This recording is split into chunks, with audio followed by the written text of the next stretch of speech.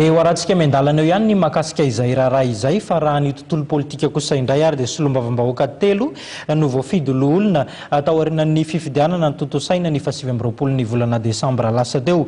Mipetraka ary ny fanontaniana ankehitriny amin'ny fomba ahoana no anolona ireto solombavambahoaka ireto hoentina amintsika tao anatin'ity fanadihadiana ity ny makasika izay.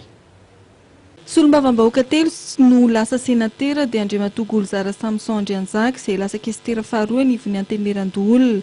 Eo ihany koa Velotsara Paulbert, senatera Mapara ary Ramarsoa Emiline avy amin'ny Tsimiankina mifanasoa. Taorian'ny fahitana fahabangana toerana eo amin'ny nivon'ny Antenimieram-pirenena nataon'ny fitsarana avy momba ny lalam-pandrenana. Efa voasola avokoa ny toerana telobango eo anivon'ity androm-panjakana ity ka mandimy toerana ny Velotsara Paulbert ary lasa député amin'ny Paul Berger Rafaly Arsène. Moussa Jassa Roger kosa ny député Anapani Andrefana solon'ny Golzara Samson Andrianjaka.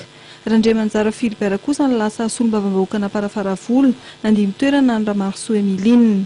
Misy anankitelo moa ny solombavambahoaka lasa sénateur. Fifa nandray taratasy avy amin'ny ACC koa zahay famolorana ireo izay solony izy telo mianadahy. Ny pitipitsony rehetra ato moa fandraisana azy ofisial zany dia amin'ny fivoriana aram-potoana no andraisana azy amin'ny fomba ofisial fa ny karaman'ny sira moa dia fefa vita daholo dia fefa ara-dalàna daholo amin'ny vendre finance ny zavatra rehetra fa tsisy olana intsony. Arak'izany, amin'ny fivoriana aram-potoana ny Antenimieram-pirenena izay voatondro ny lalàna tanterana ny talata 2 volana May no andraisana amin'ny fomba ofisial ny solombavambahoaka telo vaovao.